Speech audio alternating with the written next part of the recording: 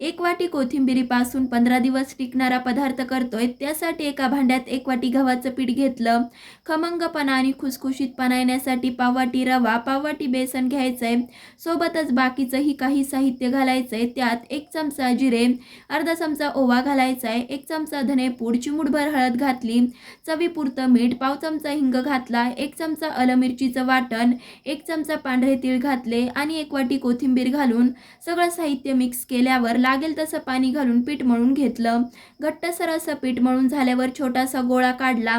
पातळ अशी मठरी लाटून घेतली आणि मध्यम गरम तेलात खुसखुशीत होईपर्यंत तळली. एकदा बनवून ठेवल्यावर ही मठरी तुम्ही 15 दिवस खाऊ शकता. त्यामुळे एकदा तरी नक्कीच बनवा. मस्त अशी ही मठरी तळून झाली आहे. आणखी एक मठरी तळून दाखवते. खमंग खुसखुशीत अशी कोथिंबीरची मठरी तयार झाली. आवडलं तर लाईक, शेअर, सबस्क्राईब देखील नक्कीच करा. धन्यवाद.